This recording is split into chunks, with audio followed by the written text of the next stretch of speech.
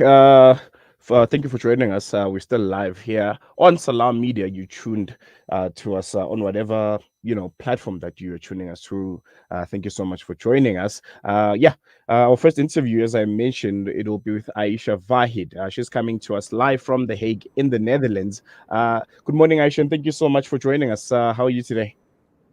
Morning, and thanks for having me as always. I'm good. A lot to digest from the court yesterday. Many countries giving submissions. How are you doing? I'm well. I'm well. I think all the eyes and ears are on you.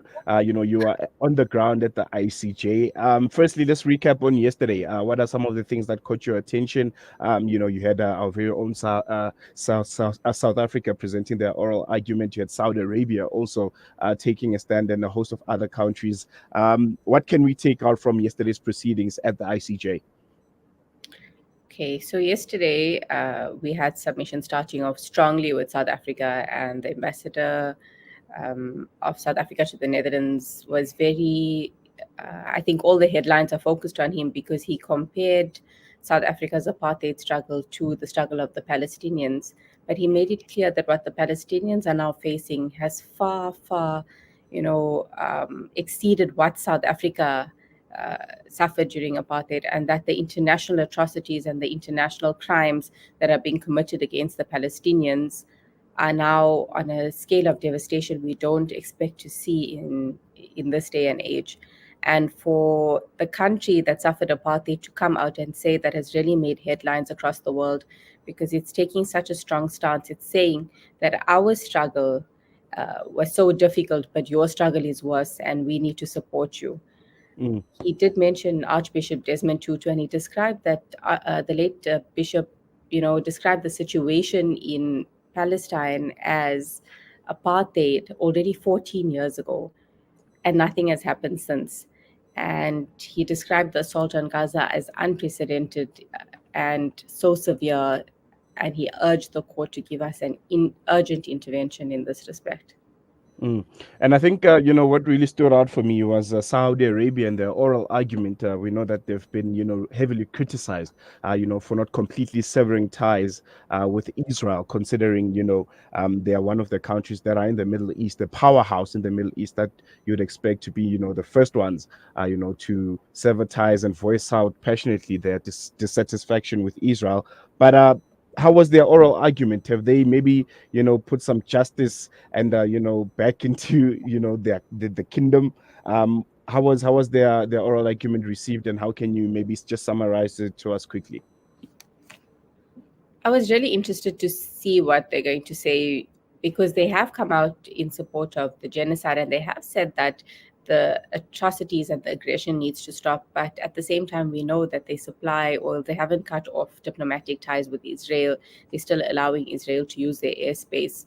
However, in court, all of their arguments were very strong in favor of Palestinians gaining their self determination, in favor of a stop of the aggression, and they condemned Israel over and over again.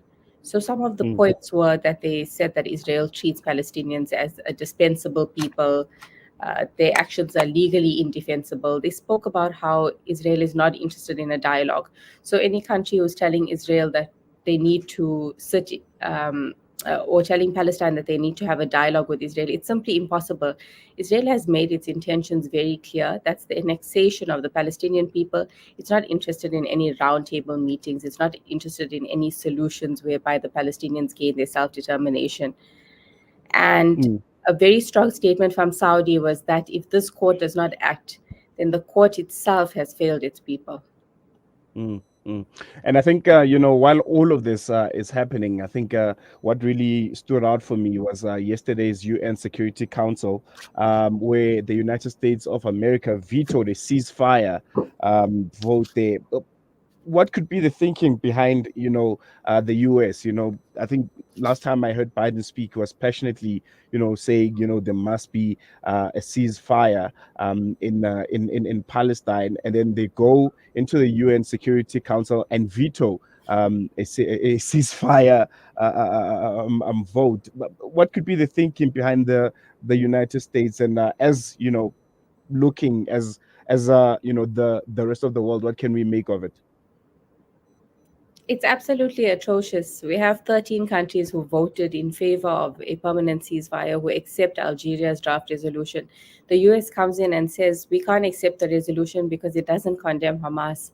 As we have been saying, every single atrocity has been justified by saying, but what about Hamas? When you see the Mm, children killed, it's what about Hamas? When you see the schools razed, the hospitals, destroyed, the medical personnel being kidnapped, do you condemn Hamas? And the US has gone in and done exactly that.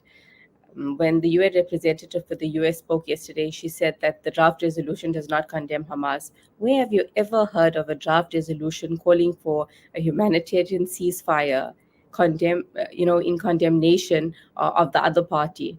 Uh, mm, Essentially, what she's saying is, if the same draft resolution says we condemn Hamas, then the US will let the resolution pass, which is not true. And they've also stated that this resolution does not tie in with the negotiations that they are having with Israel. But there's no humanitarian reason, or there's no legal reason why it can't tie in. You can have a ceasefire and you can continue with your negotiations for how you're going to keep peace in the area, etc. So the US has drafted its own resolution for a temporary ceasefire. And the fear that Hamas has, or the Islamic resistance movement has, and the fear that we have across the world, legal professionals and people fighting and protesting for justice, is that a temporary ceasefire would allow the hostages to come out. And then what do we expect? Do we expect Israel to then erase the Palestinian people? Do we expect the aggression to get worse? Because we know that this is not an October 7 matter. We know that every single year, especially in Ramadan, Israel rains down bombs on Gaza. Israel makes Ramadan so difficult on the Palestinian people, and the aggression is much worse in Ramadan. And it's done systematically so to make it difficult on the people while they are fasting, while they are trying to worship.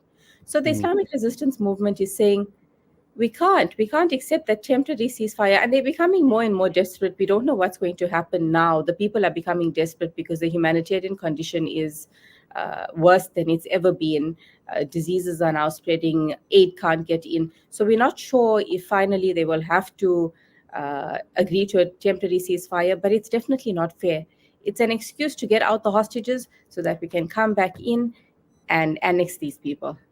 mm. And yesterday, I think one of the other things that stood out for me was Benjamin Netanyahu there rejecting the legitimacy of the ongoing ICJ hearings on their occupation of Palestine. I mean, at this point, what can we make of it? It's starting to look like you know the Israelites have literally no interest whatsoever in adhering to whatever the ICJ proposes after the hearings, even on in the ongoing hearings. I'm sure in the legal fraternity all questions are, what then? If a whole prime minister says whatever you guys are doing at the Hague, it doesn't matter to us, it holds no legitimacy at all. Most definitely, Benjamin Netanyahu has showed the world now, time and time again, that he is a law unto himself. And he will do whatever he can to annex the Palestinian people, even if it means disagreeing with America, his greatest ally. Yesterday, he said that the Brazilian ambassador is no longer welcome in Israel because they removed their ambassador. Anybody who stands up for humanitarian rights, who holds a different view, a humanitarian view, any court, the highest court in the world, to which he is a state member, he's a state member to the Genocide Convention, and the case brought against him in the court is about the Genocide Convention. So, as a member state, he is bound, or his country and his government is bound by those provisional measures. But when the measures don't suit Israel, Israel does not comply. The ICJ ruled in 2004 that the construction of the illegal wall around Gaza is completely illegal, and they went ahead and they built it. So the world has to now sit and reevaluate how much of power it's given Israel, how much of power Israel has to do exactly what it wants in terms of humanitarian aggressions, in terms of the annexation of a people, in terms of depriving a people of self determination. And everybody has to sit now, each government has to sit and undo what they've done and boycott, sanction. And you asked, what then? it might go to a point where Gaza now needs military assistance to fight back. These people don't have military assistance. They don't have assistance from the world. They don't even have aid right now. They're starving. They're not fighting back. It's not a fair war. It's just a displacement and an aggression placed upon people. So the UN will have to decide if they're going to go further, if they're going to lend them assistance. And that's how we see things improving. The last resort Mm, would be military assistance to Palestine. And just lastly, day three of the proceedings in court today. What can we expect? So we are hearing submissions from the United States of America today. We expect this to be the first in negative submissions to the court, saying that the court does not have the right to decide on this matter, even though the advisory opinion was asked for by the United Nations. We also have the United Arab Emirates, which has also come under fire for not doing enough for the people of Palestine. So it would be interesting to hear if they are going to follow a Saudi Arabian approach, where they come out and say very strongly that they support the court in the self-determination of the Palestinian people. One more thing to note is that yesterday Canada pulled out of oral submissions to the court. They made a Mhm. statement to say that they are still in support of dialogue, and they still respect the court's decisions. But we do feel that that was largely political. When this case was submitted to the ICJ, it was pre-October 7. So we feel that since October 7 and with everything going on, Canada has decided to back down a little. Mm. Aisha, I think I'm going to let you go for now. We'll continue catching up with you throughout the day as the proceedings happen. I think it's going to be an interesting one, having the United States of America taking the stand. But yeah, I think I'm going to let you go for now. Thank you so much for joining us, and we'll catch up later on. Thanks for having me. Assalamu alaikum wa rahmatullahi wa barakatuh. Walaikum salam. That was Ayesha Vahed, Salaamedia's legal reporter, just recapping on yesterday's proceedings at the ICJ and throwing forward to today. I think it's going to be an interesting one, having the biggest supporter of Israel, the United States of America, taking the stand. I think we all need to keep an ear and eye on that. We're going to take a quick break. When we come back, we'll be chatting to the acting Deputy Director General of Population and Social Statistics at Stats SA, Mr. Solim Malai. They're speaking about the unemployment crisis in South Africa. Nearly 8 million people are without work, and the large majority of them are young people. We're going to take a quick break, and we'll see you after this.